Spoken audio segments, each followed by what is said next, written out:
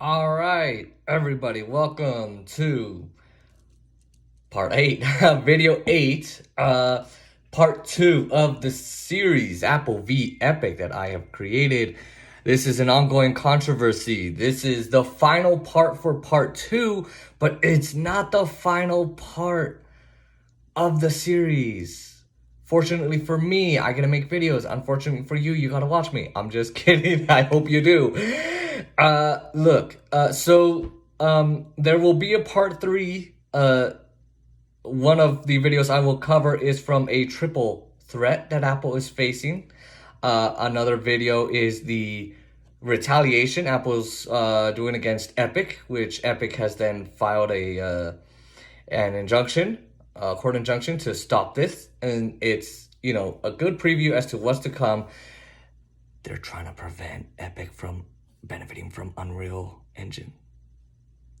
The Unreal Engine is the Apple gaming app that they pretty much use and others use to build different games.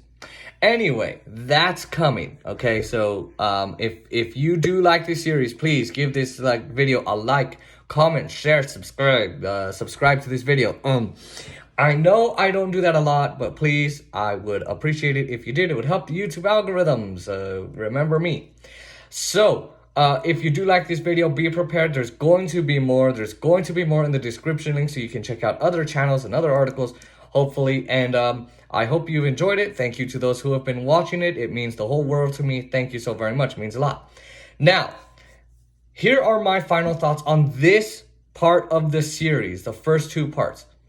I think and especially now that, other things have come out, I think that this is going to be a giant fight because Epic is not really looking to help small developers. If they were trying to help small developers, they would not be doing this way. They would try and communicate with Apple and negotiate with Apple and try and make the cut a lot smaller that they take, which I don't think that's happening. I think ultimately, as Greg in his video says, Epic is being greedy. All they want is profit. All they want to do is to make sure they can bypass Apple's payment API system, the profile, so that you don't have to pay Apple, they don't have to pay Apple, and, they can just take all the profits for themselves. Now, they could make the argument, as I said in the last couple videos of saying, or a couple videos ago, hey, we want to pass the savings on to you. Really, it's not about you. It's not about the small developers. It is about them, and they just want to get that money. That's what a lot of people are thinking. Also, they are trying to take down one of the richest, most powerful companies in the entire globe. Apple is pretty much hitting a $2 trillion market cap in the stock market. I know for some of you, you're like, what's the stock market? If you don't know, it's basically where a bunch of rich folks and pretty well-off folks get to invest in companies, and then they get a share of the company, which is called a stock, and then, that company's value goes up. How much people see its value, right? How much people think it's valued at.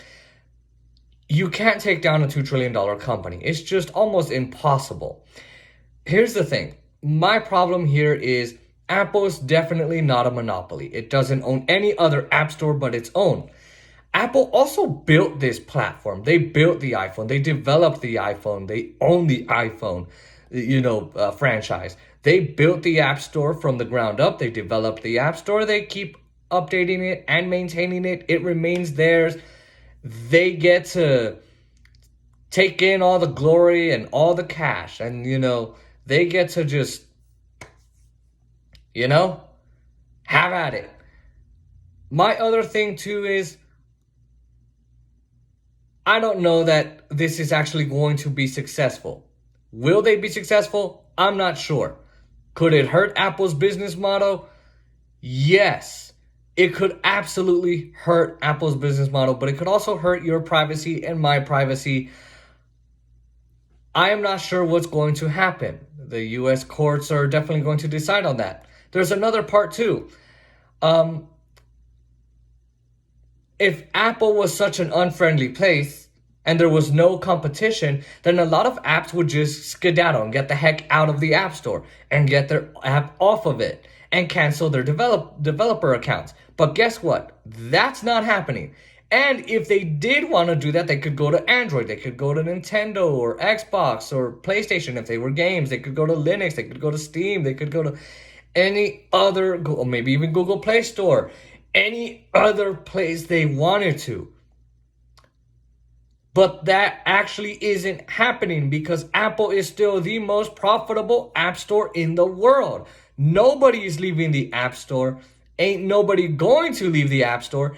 And that's the problem that Epic is facing right now. They are saying that Apple is acting as this huge monopoly. So many people are losing money. When if developers leave, guess what? I, as a small developer, you as a small developer, I can go in, we can go in, and we can actually just take their spot. More people are making iOS apps, macOS apps, tvOS, and watchOS apps for Apple devices and on the App Store. It's got over $20 billion in profit. I know I said 1.7 billion in the other videos, but Apple's got over $20 billion in profits. It's not going to give those up. And apparently those developers think it's okay because guess what? Their apps are still wildly popular on the App Store and it's bringing them a lot of cash. So, there's going to be more. There's going to be more drama.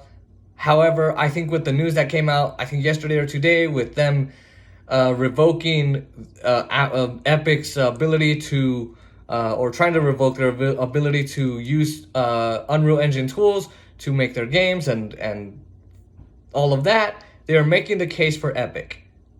And I am very serious about that. And I hope Apple doesn't fall into that trap because then they will lose this case.